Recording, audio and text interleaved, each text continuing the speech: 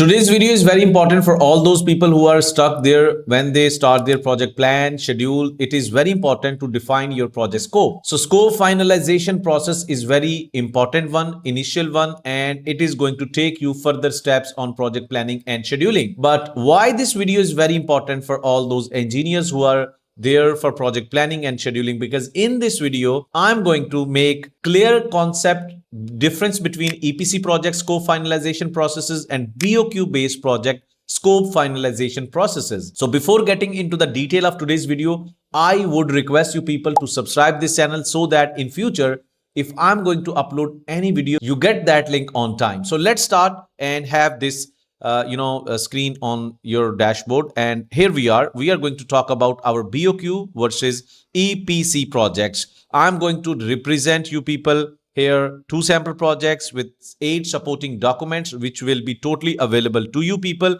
If you are going to write in the comment section area that in which kind of project you are working BOQ, you are going to get relevant supporting documents. And if you are going to write that EPC, you are going to get those documents as well. So let's move on.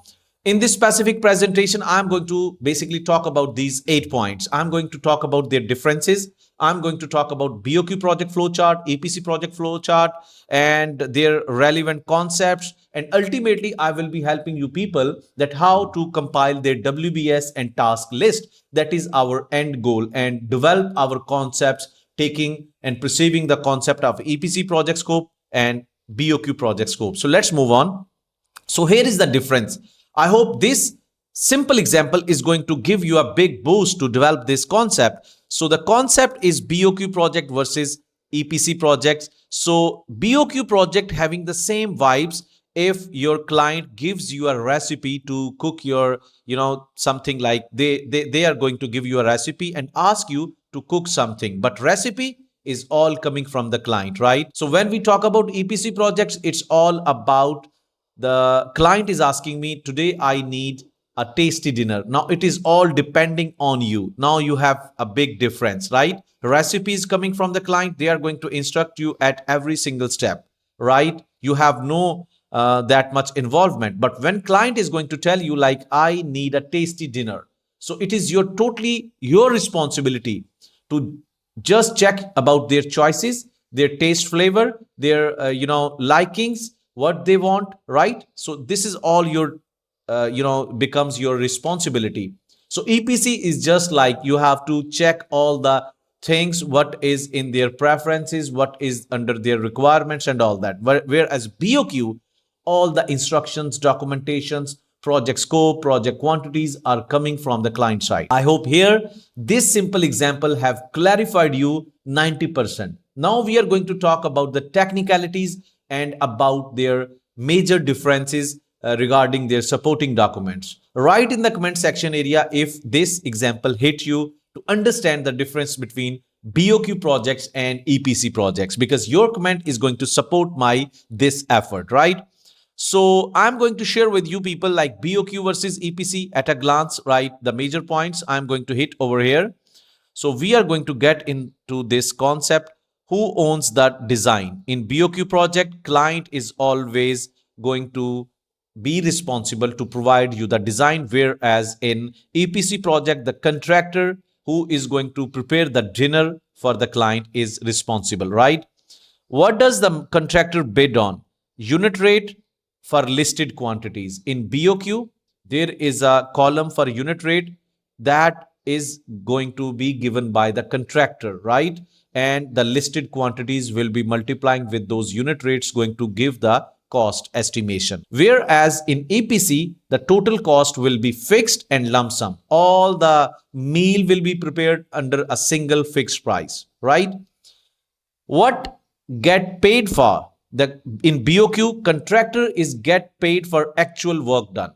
At the end of every work done, they are going to submit that IPC, interim payment certificates, shop drawings of work done, and they are going to get paid against all those work done quantities. Whereas in EPC, there are milestones, like in design, there are like maybe 15% design is done, then you are going to get paid. 80% design is done, then there will be another milestone, procurement, construction, Likewise, they are going to make their settlement in fixing their milestone payments, right?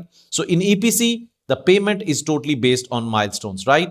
So what if something is missing? If something is missing in BOQ project, you are going to deal with them under variation order. You are going to conduct change process or change management. So here, if something is going to change because contractor was responsible, okay, to make that deal at the starting point of the contract, right? So they are going to bear that thing. If something was not initially taken into the consideration, now contractor is going to bear that extra cost, right? What if quantities goes up? So here remeasurement, but of course at the end of BOQ based projects you are going to get paid for that extra work. But in EPC projects, if quantities goes up, because it was your pure responsibility to prepare all EPC contract, design, procurement, construction, strategy. So if something goes up in terms of quantities, the contractor is responsible and going to pay from their pocket. Primary scope document is BOQ and IFC drawings. In BOQ based projects, what are the scope finalization primary documents? So BOQ itself and IFC drawings, issue for construction drawings. Whereas in EPC, employer's requirement document and feed front end engineering design, right? And scope ID efforts, here we are going to make days to weeks, and here it will be weeks to months. Like this is time interval templates. Scope unit, measurable line items, and performance deliverables here in EPC. Who carries the risk? Here, mix and match. In BOQ based, 50-50%, but here 100% by the contractor side. So these are the major differences in both these contract types, right? So here we are going to see the BOQ project. First, we are going to see the scope finalization, step by step, the process, how BOQ based projects are going to follow the procedure. So if you are working on any BOQ based projects like infrastructure, STP, building, road, write in the comment section area. Don't forget to write in the comment section area, because I'm going to give you all these documents so that you can practically work on these things, right? So your comment is too much worthy for me, right? So I'm going to work on. So key observations here, the flow chart, like from point one, how to finalize the scope of BOQ based project.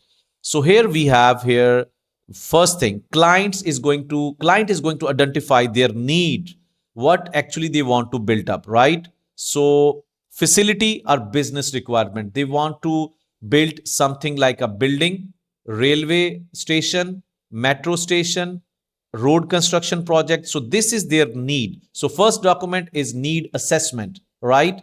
The second one is, you can see over here, consultant engage. No, client is going to hire consultant to further support them, right? So design will be prepared by consultant to make their conceptual design and detailed engineering design as well. So number three is all about tender package issued. Like now this consultant is going to prepare the complete detailed design. Is there quantity surveys of consultant are going to take off all those quantities.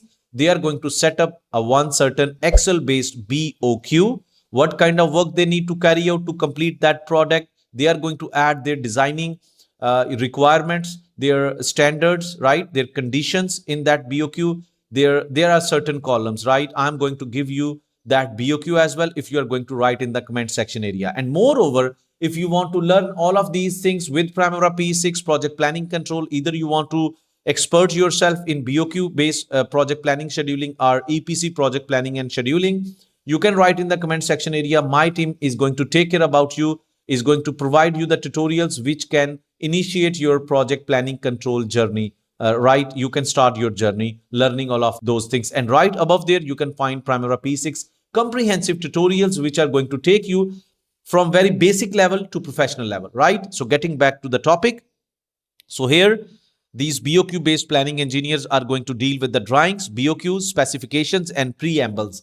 So I will be sharing them as well in tender stage. So number four, they are going to talk about tender floated into the market to the multiple contractors. So those contractors are going to evaluate and they are going to put their feasible rates into that BOQ and submit those tender back to the company, right?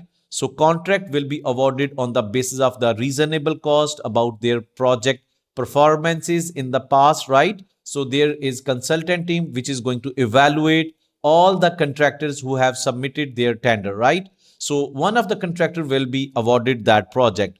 Now number 6 is scope verification by contractor. Now right after that contract signed by contractor with client, they are going to have a kickoff meeting. In that kickoff meeting, they are going to negotiate on certain things, and they are going to talk about the verification about their project, right? So that is what is going to happen there. Number 7 is we are going to talk about scope baseline log. Now they are going to talk about the major level deliverables, like what we have to deliver within this project. If there is any vague thing, unclarification, they are going to make clarify about that thing, and the next higher level information will be shared, like from WBS level 1, level 2, level 3, and level 4. They are going to talk about those things. And scope baseline, which is totally about project WBS. The complete project WBS will be captured in scope baseline document, right? And it will be sign and stamp. And finally, the complete task list will be built on the basis of this flow chart. Now, contractor is already intimated, instructed on the basis of these 7 steps. Now, contractor is responsible to utilize that WBS task list, that scope baseline, and further initiate their detailed project scheduling, which we call level 3 scheduling or baseline scheduling. So that is the complete procedure on the basis of BOQ-based projects. These 8 steps you have to memorize if you are one who's working on EPC-based projects, right? So here I'm going to talk about the documents which are required exclusively to baseline your project on the basis of BOQ-based contracts. So we are going to talk about bill of quantities. Ultimately, we are going to require them. Okay. Then we will be requiring technical specifications. I will be sharing them step by step. And here we are, BOQ. See, that is how it will look like. See, this is our BOQ. You can get all of these documents if you are going to write in the comment section area. This is my boundary line BOQ. Okay. So that is how it will look like. The preliminaries, earthwork, C, concrete work, masonry work. Okay. So that is how every single thing, the work description is there, unit is there, and there is, quantity. This is the rate which will set up by the bidding contractor as per their feasibility. And this amount will be calculated by multiplying this quantity with this one. And ultimately, you are going to get that estimated cost. Now, that estimated cost will be sum up at deliverable level and going to give you the total project cost, right? So that is your BOQ. Now, I'm going to share with you the technical specifications, like they are going to give you the further identification of scope of work, right? The same thing like brick work. So what standard of brick should be there? The specification, the steel specification, the material specification, the method statement is identified by such kind of supportive documents, right? So I'm going to share with you people here the technical specification document over here. See, this is something like construction boundary wall and guard house, field document, project references, revision, issue date, client. Okay, see, and what else? Scope of specification, the issued for construction drawing listed in drawing register. So that is how it will be listed over here. Applicable codes and standards for certain building codes, seismic provisions, okay, order of precedence, all these things, earthwork, site clearance, all vegetation, trees, stumps, Now, this is going to give a next level clarification to the contractor while they are going to continue their site work. Like if they need to conduct like clearing and grubbing kind of activities on the site area. So what is instructed as per this specification document? If they need to carry out excavation, so what is written inside the specification document? They have to fulfill these documents as well. Okay. Backfilling, what is the requirement? Okay. So everything will be given under this document. So BOQ and technical specification is going to give you the more clarification, like the work quantity will be given in BOQ. The cost oriented things, the quantity oriented things are given in BOQ. But technical specification is going to provide you what standards you need to meet. Otherwise, that work will not be verified and you have to go through reworking, which will ultimately going to cause an extra cost, right? So that is technical specification. And along with that one, there is drawing register plus IFC drawings. Okay, so this is going to give you the clarification from the perspective of drawings if anything is missing. So let me share with you. So this is drawing register, purpose, drawing numbering. All your project drawing numberings are listed here. So you can verify scale, what scale, sheet number, guardhouse elevation, door, windows, typical elevation. This is going to covered by drawing register. Okay, MEP drawings, civil drawings. So this is also going to play a very important role because you are also going to include design phase, procurement phase, and construction phase. So from this design register, you are going to include all your design data, right, into your project schedule. So here, this is another document. So here further we need the fourth one is preambles and method statements, right? So in this specific one, I will be sharing with you people. So this document is going to explain about all of these things. Introduction, these preambles from part of bill of quantities and describe how quantities have been measured and see composition of unit rate, how you are going to put up your cost rates and all that. Specific method of measurement by sections. They are going to guide you. Mobilization, measure 25% on mobilization. Payment milestones, excavation, how you are going to measure your cost on specific work areas. So that is how it is going to give you the complete ideology of work description, scope finalization. Okay, so the next document is particular conditions like project contract, which is project law, construction law, legal binding between client and consultant, which is going to highlight different kind of specifications like construction methodology. BOQ will be part of this project contract. Every single document you can see right above there will be annexed there with the project contract. Now project contract is going to highlight every single responsibility, roles, their project specification, when project is going to start, payment methods, every single thing will be given in this project contract. Now let's move on to explore our EPC project footprints, how to finalize our scope, from what kind of documents we will be requiring. So in other words, you know, it like EPC project is also termed as lump sum turnkey because it is fixed base cost based project, right? And here we are going to take an example like crude oil receiving storage facility over here.